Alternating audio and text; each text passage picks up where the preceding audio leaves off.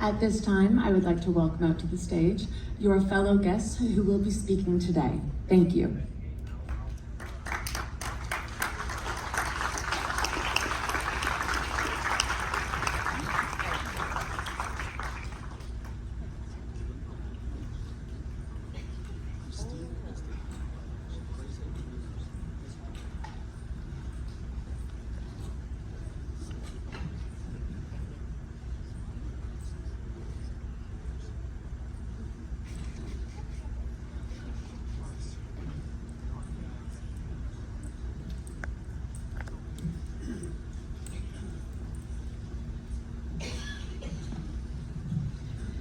Please be seated.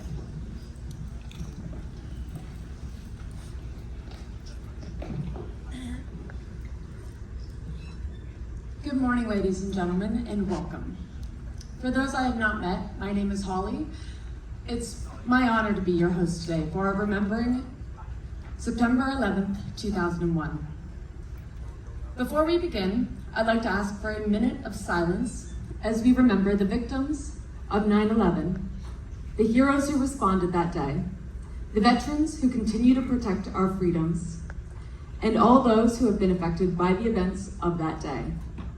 I'm now going to ask, may all of you please rise and stand for a minute of silence.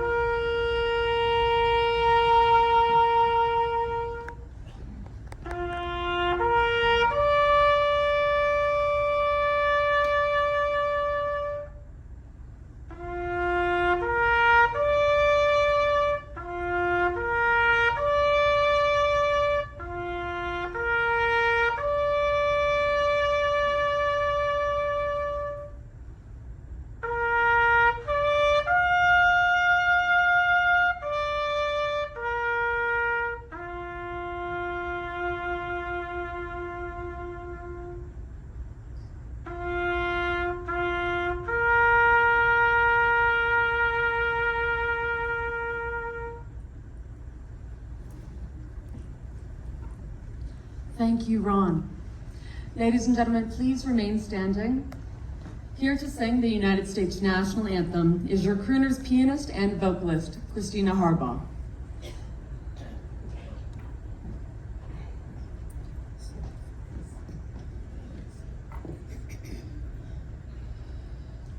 Oh, say, can you see by the dawn's early light what so proudly we hailed at the twilight's last gleaming, whose broad stripes and bright stars through the perilous fight o'er the ramparts we watch were so gallantly streaming,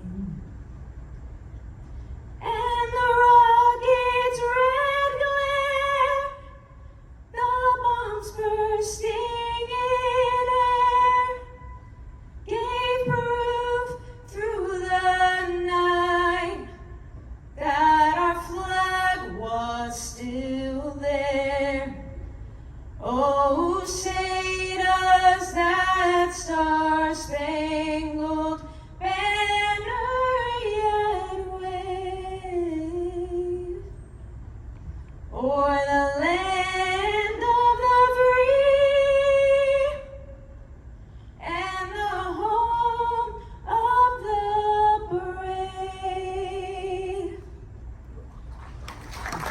Thank you, Christina. Please be seated.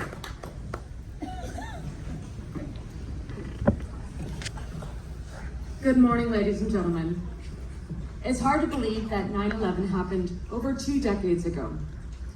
But for many of us, the memory of that day is as vivid as ever. We all remember exactly where we were when it happened.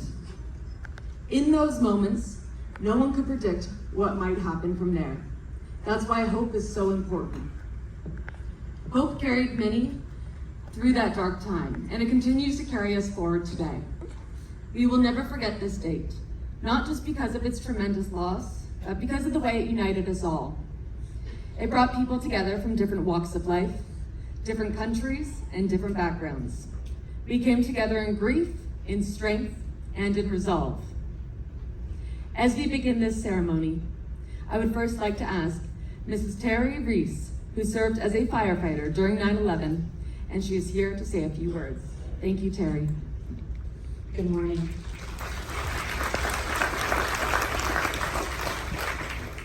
So I'm here to just report my personal experience.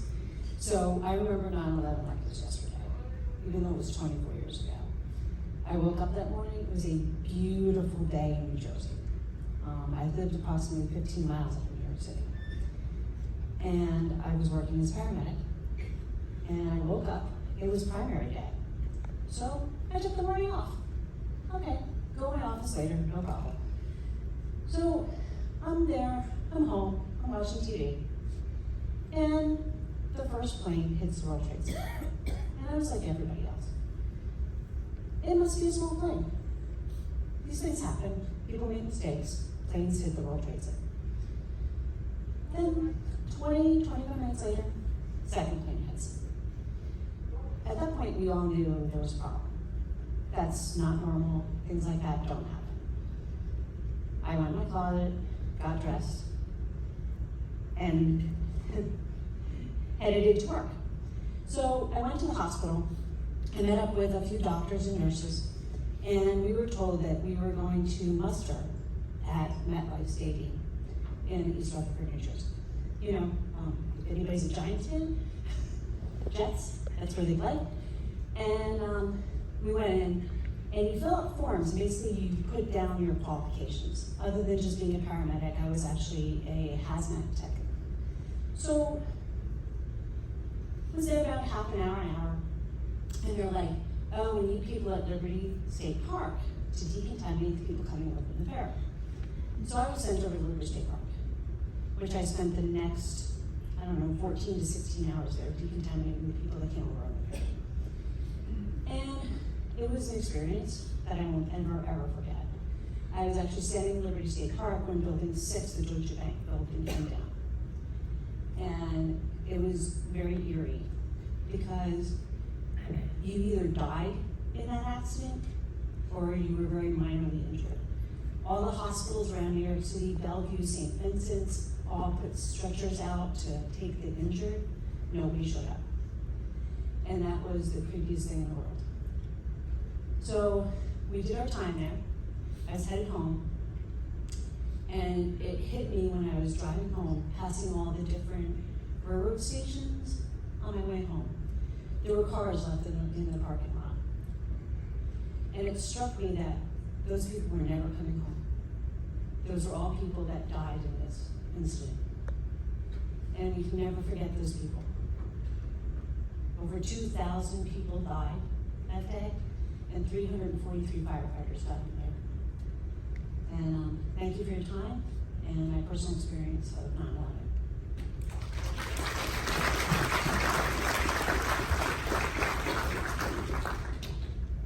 Thank you, Terry. Next, we will hear from Mr. Brent Hull, who served 6 years with the United States Marine Corps.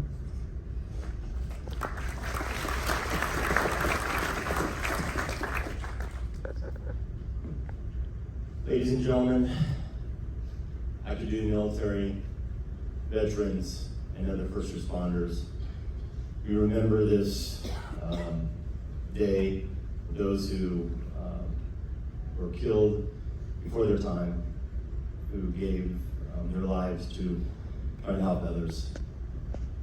My name is Brett Hall. Served as a sergeant in the United States Marine Corps from 1985 to 91. My unit was sent to the Gulf War in August of 90. My best friend, Scott Bianco, passed away there. And I was injured during that time. When I got out of the Marine Corps, I became a first responder, and 9/11, 412 first responders went into that area to help rescue and take care of those that were in need, and they tragically lost their lives. Is there any active duty military here? Please stand if you are. Any veterans? Please stand. Take that moment to honor your sacrifice.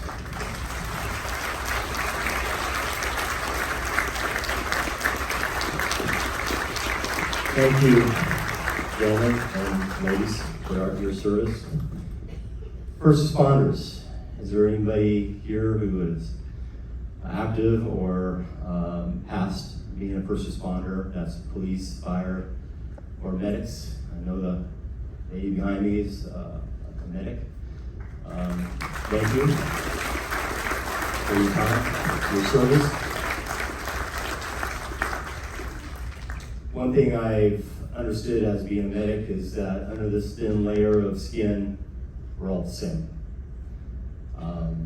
And I'm always remembered as I serve others that I try to see people in their eyes instead of my own.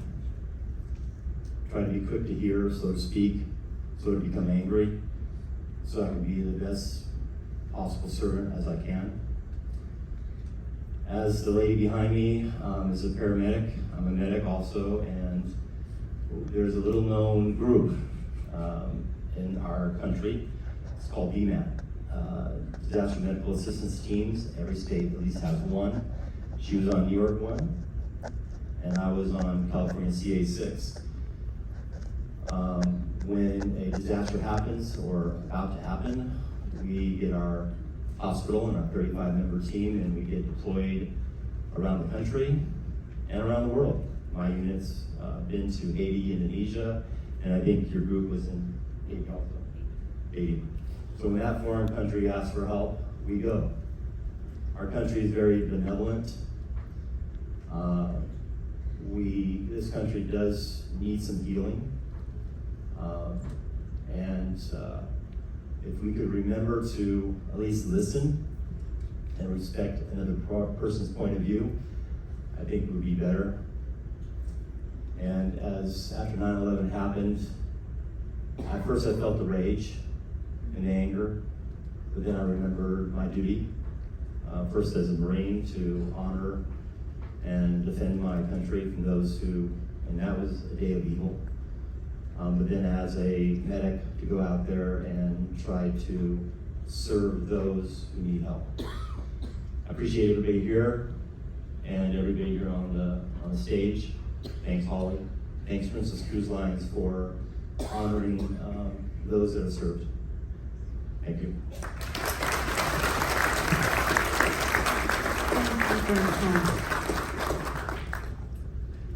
Now I would like to invite up to the stage Mrs. Diana Hastings, who served 12 years in the U.S. Army and worked in the CIA when 9/11 occurred.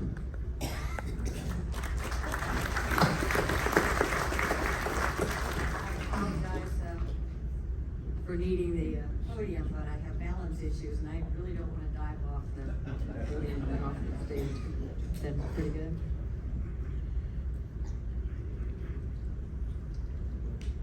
Is that all right? Right there? Okay. As Holly said, I was in the Army for 12 years. I left in 1977 to start a family with my husband, who's here in the audience today. I stayed at home quite a bit, and then I got a job. And By 2001, I had 15 years under my belt as a CIA officer. I was working that day in an undisclosed location near Dulles Airport, and the secretary was hollering in the other room, come here and see this. And we watched the plane crash into the World Trade Center. The picture wasn't clear. We weren't sure if it was one of those little airplanes that tourists take, cruisers take, or what. But a few minutes later, the second plane crashed into the other tower, and we all knew this was not an accident. We were under attack. Things were about to change in our lives. I had been on Okinawa way back in 1966, I guess, 67, when the Pueblo was captured. And as a very young soldier, I was very concerned I might never see home again. But I did. The Pueblo people didn't. They were there for almost a year in prison for the North Koreans. So I didn't know what to expect after 9/11 happened, but we felt it was very important to take quick action, and the agency had a plan, and we were immediately notified to evacuate our building because we were on flight path for Dulles Airport. And the agency felt very certain that their 2 planes was not enough, that there would be others. So they wanted to be sure as many people as possible were safe. After leaving, or after we saw the second plane crash into the tower, everybody hit the telephones. They all wanted to call somebody and tell them something, warn them something. The first thing I did was call my husband because he was in Fort Worth, Texas, on a business trip. And I said, sweetheart, go buy some clothes and don't let go of your rental car because you're not flying home tomorrow. I knew right away that nobody was going to be flying for a few days. Then I called my son. My son Aaron was at a new job in Denver, Colorado. And he said, hello, and I said, do you know about New York? He said, yeah, some plane thing. I said, yeah, it's not a plane thing. It's a coordinated attack, Aaron. Go home. Get out of that office building and go home. He said, Mom, I can't just go home. I'm a grown-up. I work for a living. I said, sweetheart, honest, you're very close to the federal building down there. I want you to go home because we don't know where else there may be an airplane attack. He called me back in about 10 or 15 minutes and said, did you call my boss? No, I don't even know who your boss is. He said, well, the boss just came in and said, everybody go home. We're too close to the federal building and there might be another attack. Gosh, it was so good to win one over him. The third person I called was Jerry. Jerry had been one of our first friends when we got married, and he and his wife lived in our neighborhood, and we were very close, and he worked for the Defense Intelligence Agency at the Pentagon. It took me a while to get through Jerry's secretary because she was very protective, but I finally convinced her it was urgent, and I told Jerry, get out, get out, get out, get out. You have to get out of the Pentagon. You have to evacuate. He said, oh, we know about the planes in New York. I said, Jerry, there are more planes. Did I really know that? Not exactly, but that was the agency thinking there were more planes.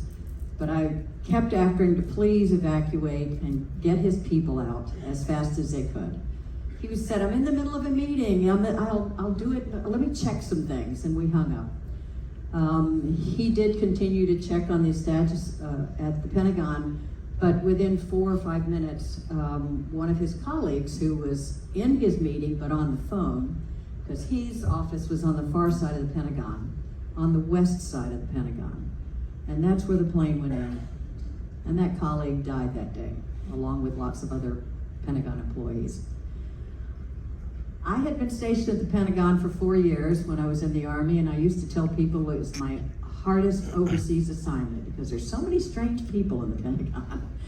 But the reality was I loved that building. My dad had helped build it in 1941 by carrying concrete around. I was stationed there for 4 years, and I knew every corner and nook in the building, from the rooftop all the way down to the sub-basements where we had names for the rats. Now, did we really know which rat was named what? No, but we pretended we did. There were a lot of rats in the building.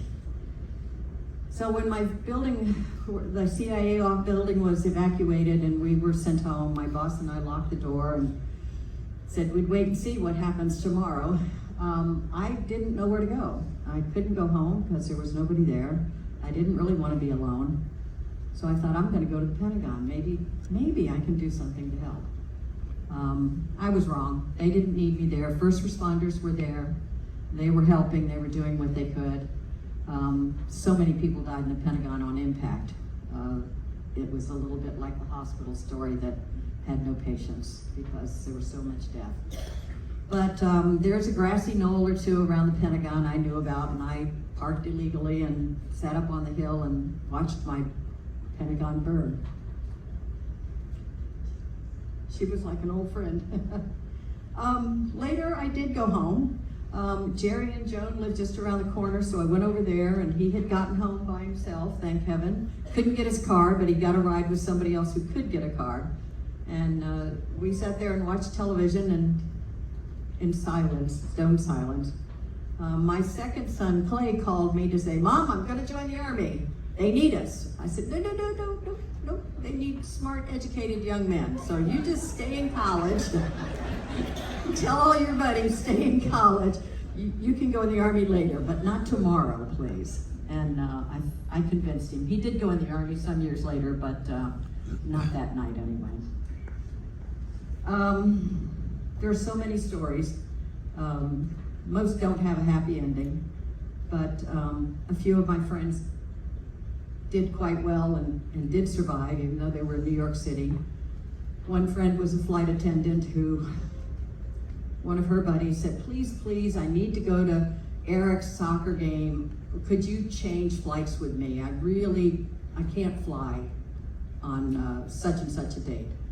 So Betsy did trade with her, and unfortunately she was on Flight 93 that crashed in Shanksville.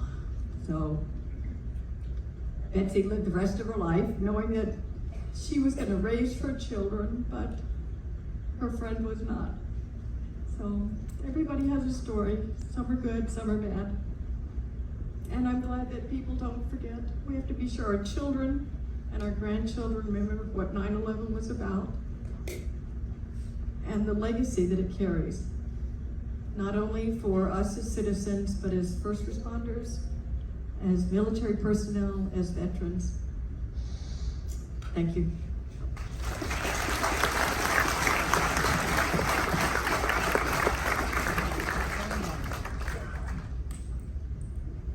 Thank you, Diana Hastings. I told myself I wouldn't cry today. I would now like to invite up to the stage the brother of Captain Jason Dahl, the pilot of Flight 93. Flight 93 was one of 4 planes hijacked on this day.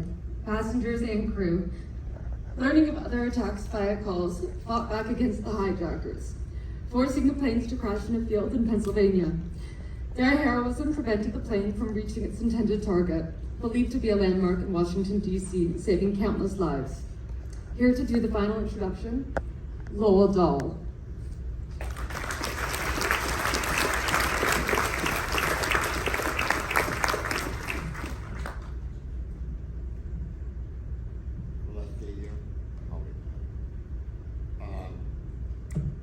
Good morning, everybody, ladies and gentlemen. I'm Lowell Dahl. I'm the older brother. Gildan, I know you was a Mad Pants here. You're a pilot at one time. My wife is here with me, Deborah, and my sister Carol. Being so much older, my intimacy with Jason was his earlier, up until he was about 7 years old when I joined the service and never went home.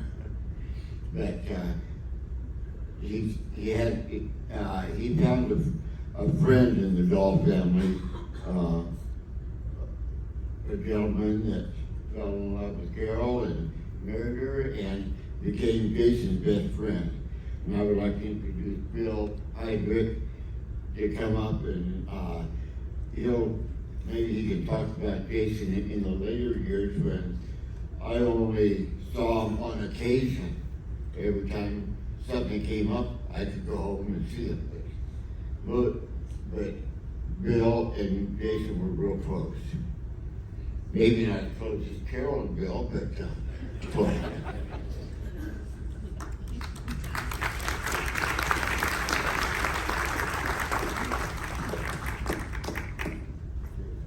Thanks, brother-in-law.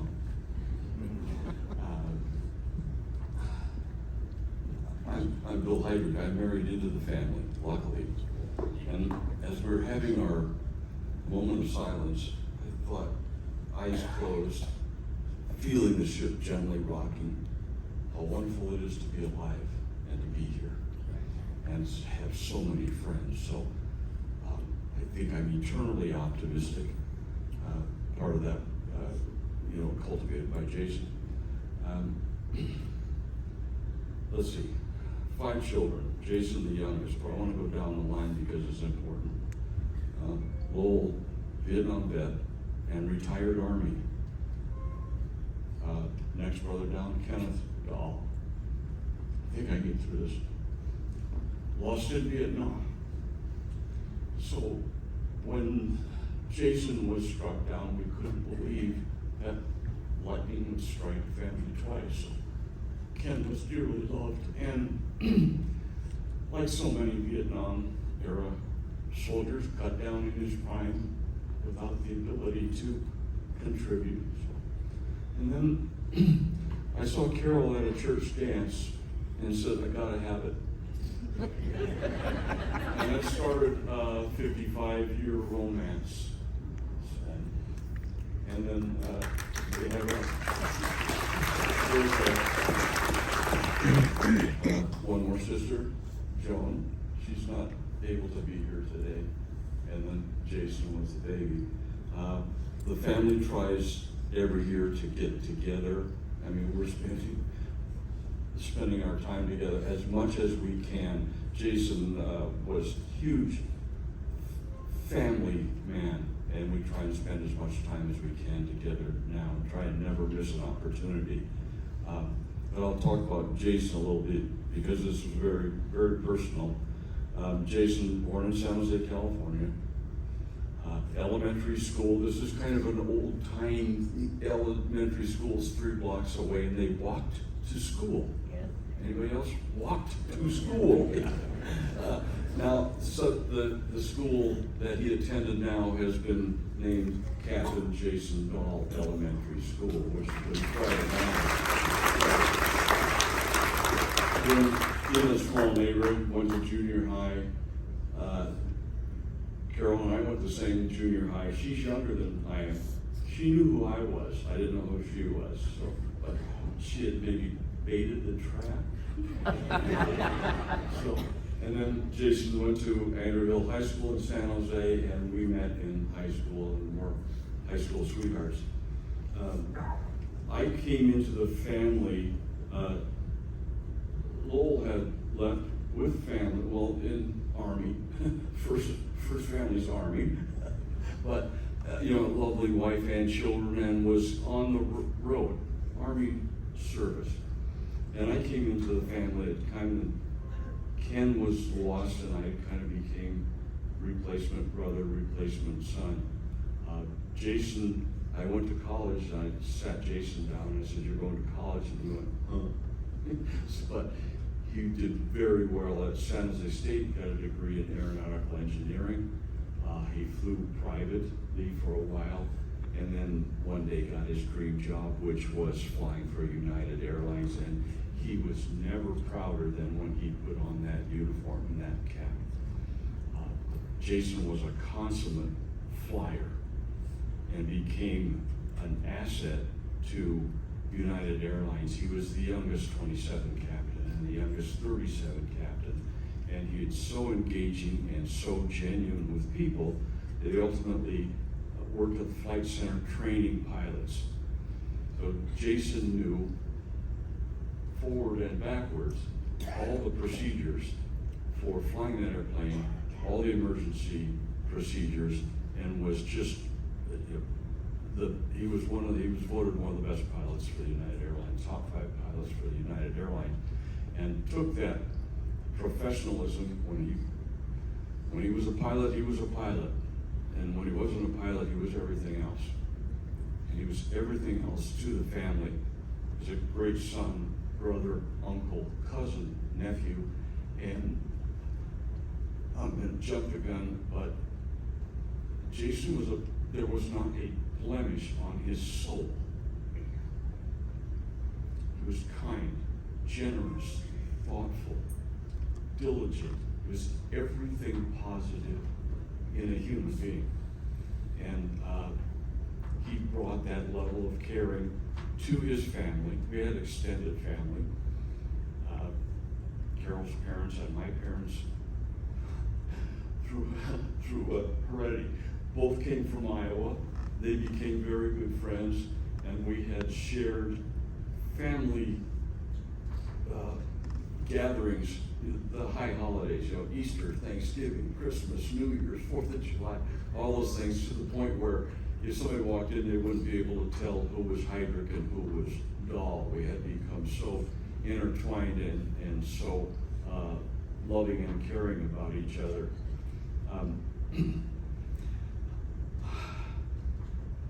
In the old days, I carried a single phone number in my wallet. That's before the cell phones and stuff. It was Jason's number. And if I needed anything, or my parents needed anything, I'd just call Jason. And his employment at United Airlines, he thought he had the greatest job in the world. He had good money, and he was generous, probably to a fault. But that's the one phone number. If my folks needed something, he would have called and arranged for it. So between the loss of Ken and the loss of Jason, the family at times feels decimated that 2 uncles and their wives and children or potential children don't show up to Christmas. So Carol and I made an effort to get together with our kids and our nephews and nieces anytime we can. I felt, we all have a personal story of where we were and what we were doing. I felt at the time when I was teaching in class and I didn't know everything that was going on, but when I was informed, first time in about 30 years that Carol had actually called college to see where I was. But I felt this incredible historical event unfolding, and I felt abstractly privileged to be part of it. This is real stuff. This is real national stuff. And when I got home, the United was there, and friends and neighbors and people bringing cakes, and you understand or you remember that outpouring of generosity and caring for neighbors and people, and that's something that we've tried to perpetuate. In our grief, we still have wonderful stories of Jason, and if you see us on board, we'd love to tell you how wonderful he is. We have crew badges here, so you can find us. But it's broken evenly to desperation and celebration. We miss him so much, but we celebrate all the good things that he brought to our family and country. So I gotta say, dear friends, thank you for being here. I had no idea. This is such an honor to experience this kind of caring still. So see you on board. Okay?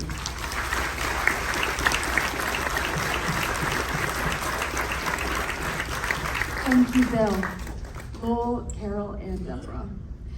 Now, before we conclude the ceremony, please give one more round of applause to all of our speakers here today. Carrie, Joe, Brett, Diana, Lowell, Deborah, Carol, and Bill. Thank you.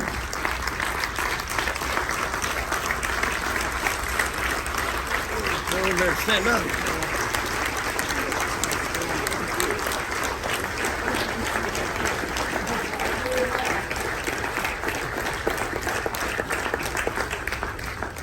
Now, today, we especially remember the brave men and women who answered the call, our fallen heroes who sacrificed their lives in service, the veterans, many of whom are here today, who have carried that spirit of courage forward.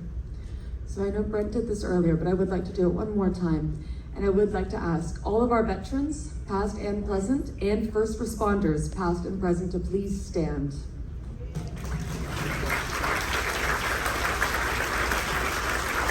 Thank you for your service.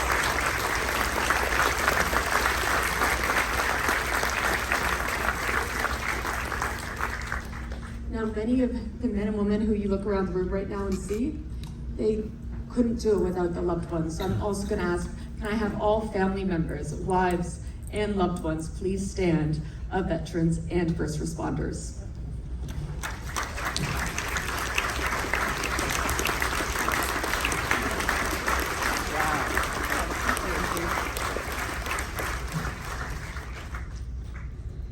And finally, I would love to ask all of those who lost someone due to 9/11, please stand.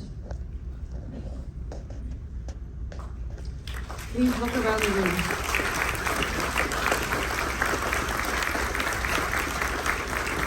This is why it's important to remember.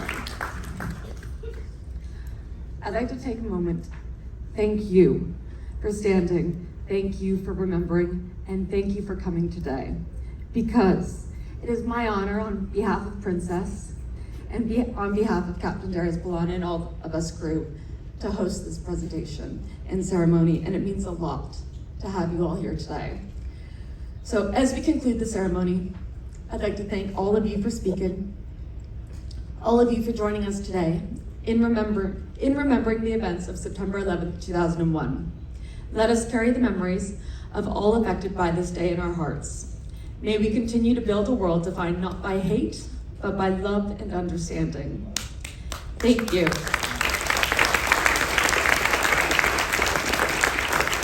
As you exit, please enjoy the classical music of Christina Harbaugh.